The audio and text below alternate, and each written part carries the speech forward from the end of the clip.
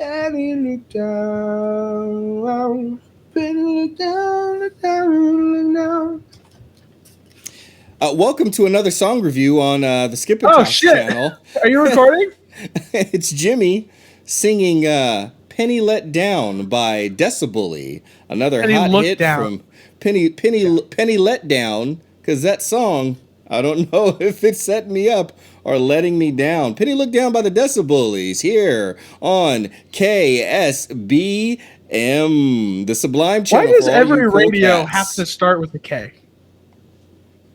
You really don't know why? No. Seriously? No, I don't either. really.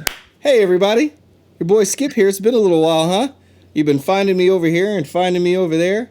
I'm finally back home on my own channel. Would you look at that? Twitch is my side bay right now. My main bay is YouTube. We're back with a little comic book review. It's been almost 3 years. It's a few weeks away from 3 years, but we are back. There's a comic that was worthy enough to bring me out of retirement. And here to talk about that comic with me is my good buddy, Jimmy Boo, a.k.a. Jimmy Comic Quirks with Jimmy Show Quirks, Jimmy Show. Jimmy, how you doing today? Not too bad. Not too bad. Happy to talk about a W. Maxwell Prince book I like. So it's always good.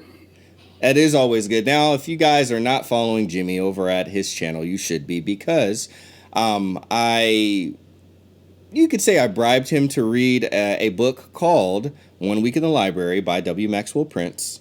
And it was a really fantastic read. We ended up reviewing the book over there on that channel. So make sure that you go over there and you check that out as well. But over here today, And even like we found stuff new about the book after the fact, after making the video, and it's cool because like right before we recorded this, we talked about the book, and like new stuff came up. So like the book is loaded with great stuff.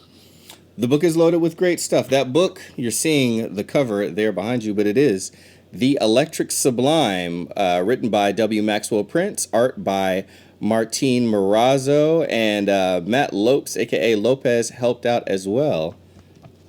And let me tell y'all, art is anything you can get away with it. Destroy it. Oh, you got a different back than I do. Yes, because I have the floppies, you see, my friend. Oh, Yeah, I've got those fantastic floppy. I want that one right there on your far right, the very bottom now, the very bottom. Very bottom one. There you go, closest to you. There you go. Andy Warhol one. Yes, I yes, want yes. that one so We'll be much. talking about that. Now, they are not as hard to find as some of you may think, but at the same time, naturally, it is a lot easier to get the trade. I wasn't even able to find these on digital, which was the most difficult thing about it, but I'm very happy to have those, and I also have some variant covers as well, but we will talk about those later.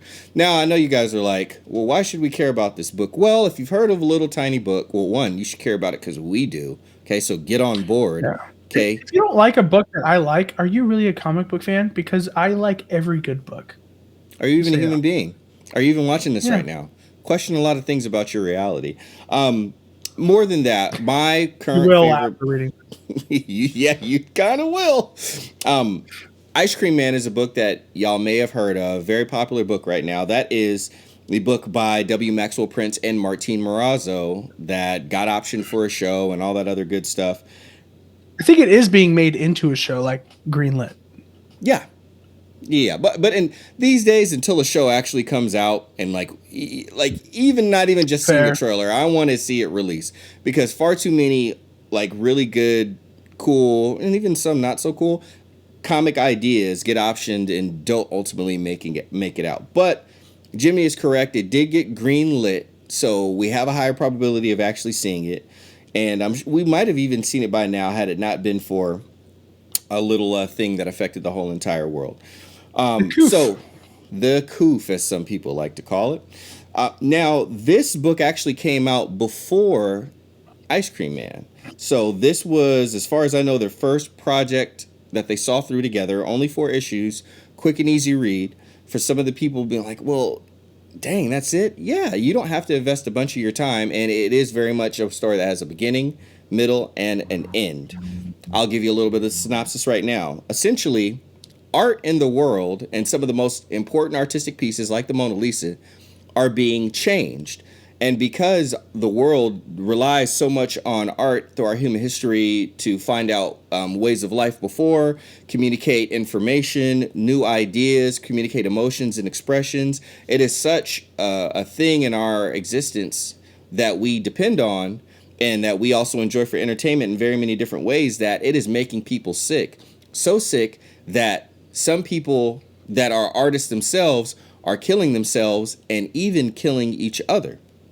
We have, so based off of that, we come into the scene and we have director Breslin, who is from the BAI, which is Bureau of Art Investigations, sent on the scene to investigate what's going on and why are things sicking? Why is the Mona Lisa winking and making everybody sick? And as she continues to go through her investigation, shortly after she's on the scene, someone says, you need to contact Art Brut because there's no one more knowledgeable about all these things than Art Brut.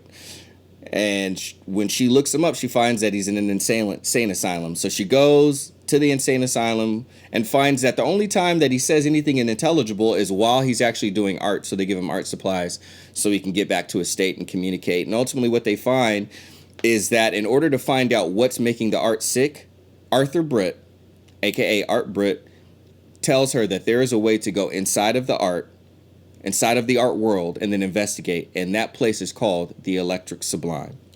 So that's where they start their investigation. Now, on the flip side, there is a young kid. His name is Dylan, and his mother is taking him to this place where kids go that are artistic and require some sort of therapy because outside of the art, there's not very much that they communicate. And as they're driving there, this kid, Dylan, his mother's trying to talk to him, and she says, are you going to say anything to me? And he was drawing a picture of a cow and he says, moo. And as they're driving past, they look back and all the cows are dead.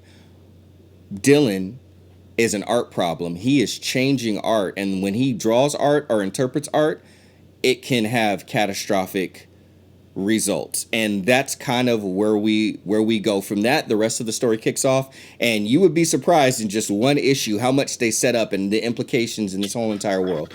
Now, I've blabbed on long enough to give y'all a little bit of synopsis. Jimmy, I wanted to ask you, before you got into this book, you had heard of Ice Cream Man and we had read 1 Week in the Library. What did you have any preconceived notions coming into it? Yes. First of all, before, just back up a little bit, I was not a fan of Ice Cream Man. I didn't love it as much as you do. Mm-hmm. I understood why people loved it, and I accepted that. But I wasn't really the biggest fan. And then you convinced me to read 1 Week in the Library. Fucking loved it. And then I was like, okay, I'm down to check out some more OGNs by him. And boy, oh my goodness, did I make the right choice of reading this book. I before going into it, though, I was just like, yes, I want to read it. It's about art. I love art. I want to get into it. My grandfather is an artist, like a true painter and everything. So I love art. I grew up with it. So I said yes. And then going into it, it was a ride. It was a trip. You left there knowing something different about yourself when you went into it. Yeah, I totally agree. I feel like it was paced, talking about a trip, it was paced really well. And I had some preconceived notions too, coming over from Ice Cream Man, which is a book that I really love. It's my favorite comic right now. Haha, which is another series that W. Maxwell Prince is doing, which same thing, like, limited series, only 6 issues. Is that sort of like Ice Cream Man? It's closer to, it's not exactly like Ice Cream Man, but it's closer to Ice Cream Man than I guess anything else that he's done. But I was concerned about it because I like the pacing of the books, but Ice Cream Man is essentially anthologies, but they do weave together. It is like all within the same world, and they are connected.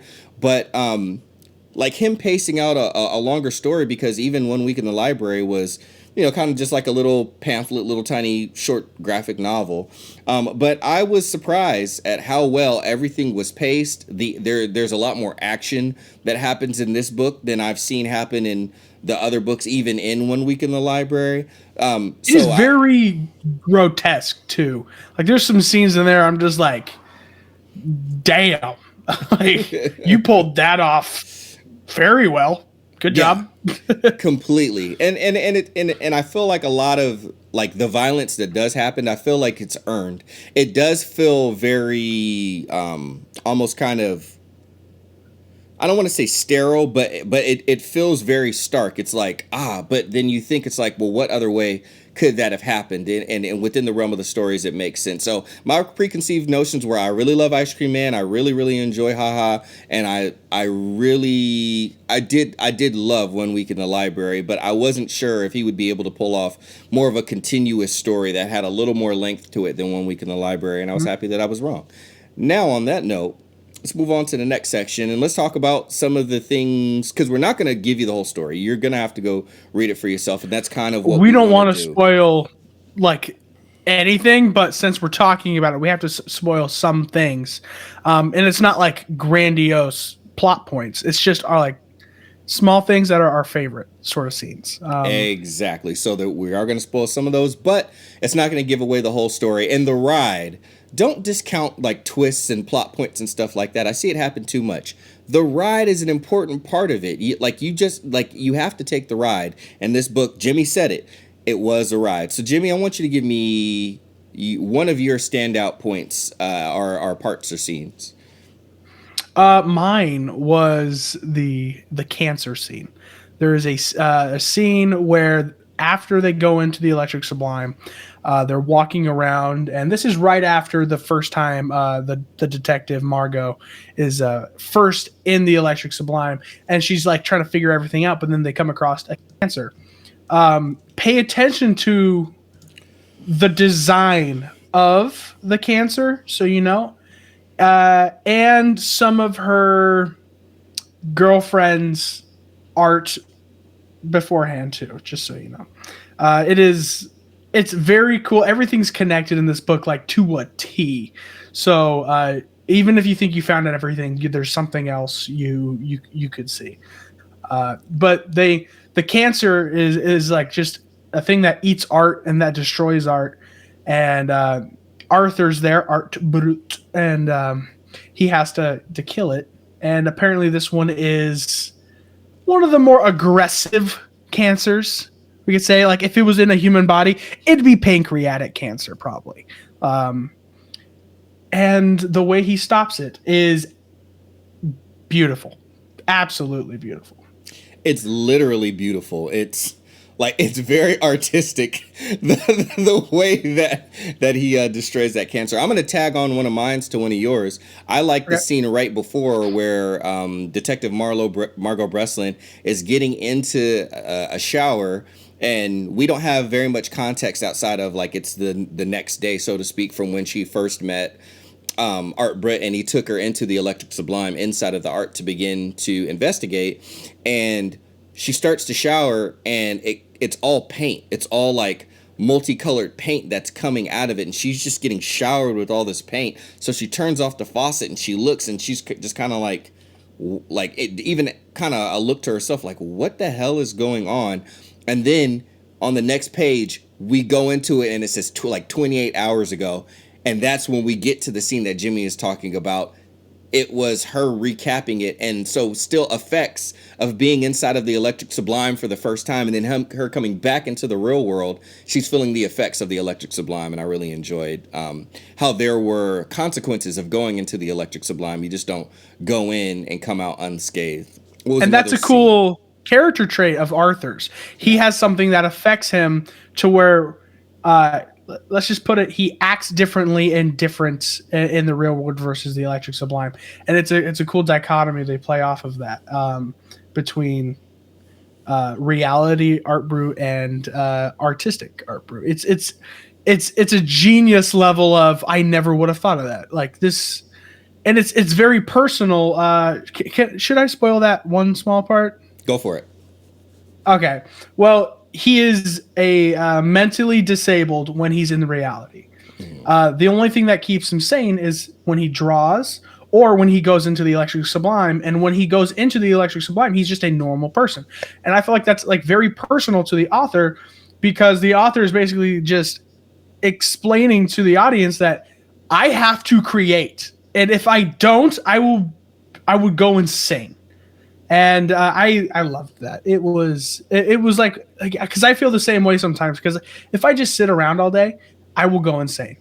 I have to create a YouTube video, write a little bit,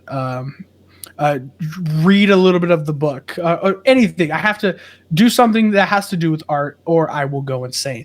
And so I totally felt that from Prince. I agree. All right. Outside of that, what was another scene that you really enjoyed within the book? Let's do number 2. The scene where they go into the school, and it is a massacre.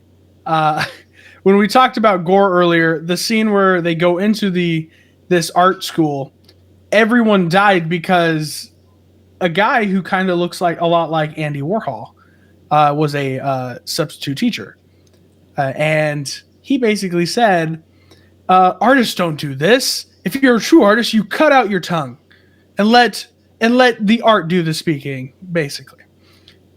And they all did it, and everyone just died. They bled out. And the whole room is covered from like roof to ceiling in blood. And it's just one of those scenes where it catches you off guard because you did not see it coming. Totally. I really enjoyed that scene too. I hope you rested your back, because I'm going to piggyback off you again. So here we go. Back. I really enjoyed the part of that character where he's kind of going in and out in character. So part of the time he's appearing as that teacher, and then the other part of the time he's appearing like, with the Warhol wig as Andy Warhol. And he went inside, and the shirt as well. Yep. So he goes inside of like this kind of like secret room within the school where all of the kids go, and where that kid Dylan went, where his mother took him. And when inside of there, he has someone like another former student, kind of like strung up, like torture style. And the guy's all like stabbed up and cut up. And he's walking up to the guy and he's talking, and he takes a paintbrush and he's taking his blood to make a painting out of it, as he's talking about, we need to get rid of all the imperfections in art in the world. That's how we'll truly make the best art. When we go to the pieces that people think are the best, and we take out the blemishes and flaws to make them perfect. And I just loved like the crazy brutality of him like going and just like so casually walking up to the guy with the brush, and just continually going back to like the guy is his palette of colors, and he's only painting with one color, and it's red, baby. Love that scene. All right, Jimmy, give us your third and last part or scene that you really enjoyed from the book. I can't say my third one. Dang it, because I can't say my third one either. I got a feeling. I know what your third one is, and it's the very last page. That's your Doctor third Who. one. It's Doctor Who. We'll say it's that. Doctor Who. Exactly. You're right. That's the last page. Okay. So, well, then say another third one then, because I can't say my third one, and we got to have a third one. Yeah, this is my hard, third one is man. like what happens right before that part. My third part is like how Art Britt fixes everything, and it ain't so nice. Oh my goodness. Yeah. I don't know. The very first time we see him go through the painting of Mona Lisa, and just that scene where he was just like, he was crazy not even a second ago. Yeah. He was just a guy talking to his little mannequin doll he uses for art. Yep. And which then he comes goes alive when they go into the Electric Sublime. Exactly. And when not even a second later, the thing's alive. He's acting normal. He's back to being a sane, and he's sad because he was friends with Mona Lisa, and she has sadly passed away. Yeah.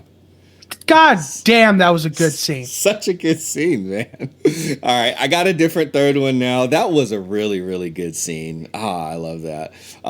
My last third one is I had it and I lost it. And I remember now. Scream? What'd you say? Scream? No, it wasn't. It wasn't the Scream. It wasn't Vox. It was right before that when they understood that Dylan was the one that had the power to like change the world with his art and change the art, and who was making him do that, but they had to find out which painting he was currently in. So and I love that part because it's like this is a book about art and they're using like important art pieces. So you have multiple pages where art is in in this gallery room looking at all the most popular art pieces in human history, trying to figure out which one the boy Dylan is inside of so he can get there and try to stop him. So you just see like all these like little tiny miniature like comic book size art pieces that are the most popular pieces of the world, and they're throwing out the names, and I'm like, dude, I know a lot of these pieces, not all of them, but I don't even know the names and I can't even pronounce them properly. But I really thought that was cool. And again, it's an appreciation for the art. It's the research that was done and the love for the art, and that's what that scene represented, is that like, hey, here is the history of all this stuff, and he has to look through art history just to try to stop this art problem, and nobody else in the world is more fitting and is more prepared to deal with an art problem than Arthur Artbrett. It was really, really good. All right, I want to see a second book of this so bad because of the ending. Oh, bro. The way that it ends, and that's the part that we definitely are not going to spoil for you. Not how the problem gets solved and not what was on the very last page. But pay attention because there's hints. There are hints. There are hints. Oh, and I totally missed them. The final words of the book are literally a pun, fantastic, sentimental, and just a fucking course moment. It was so good, man. So final conclusions, Jimmy, overall, I think we know how you felt about it, but go ahead and give us your last expressions of how you felt about the book. If a book can make me cry and pray in the same book, it's a damn good book. I would agree. For me, I just have so much appreciation. It's funny, kids take art, or back in the day, we used to have to take art appreciation classes, and not always was I so willing to do it. I was interesting, but there was always something more I wanted out of art than just the history. And as I got older, I became much more appreciative, oddly enough, of like the history of art and things and how we got today. And I am one of those people that want to push it forward. I don't necessarily just want to copy what's going on currently. And it's so funny because I feel like I found a creator, two creators, plus, with Martin Morazzo and W. Maxwell Prince, who very much understand where comics came from, where art as a whole came from, and very much are looking for it to kind of push it forward into the future and have it not just be funny books, not just be superheroes punching each other, which that's cool too. Like, I definitely enjoy some superhero books where they're just punching each other, but part of the art problem that I feel like with these books that we enjoy is that it had kind of gone back to people not looking at them as art.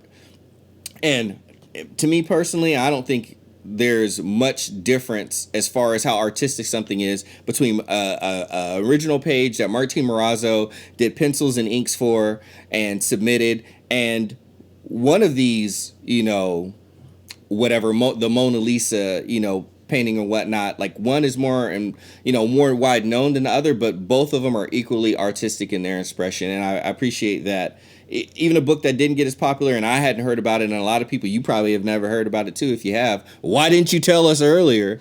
But I just appreciate that they said comics can be more, and they put their blood, sweat, and tears to make this art form as artistic in a sense as it could be with art as the topic. And that's that. So Jimmy, thanks for joining me on this, man. I really appreciate it. Anytime for you, bud. Kiss the people bye-bye and tell them where they can find you. You can find me at Comic Quirks with Jimmy. Type in Comic Quirks in the search engine or whatever at YouTube. You will find me, Skip and Tosh, a lot of great videos, and many more to come. And I'm going to be your new third favorite YouTuber, so might as well just come on and hop on that train.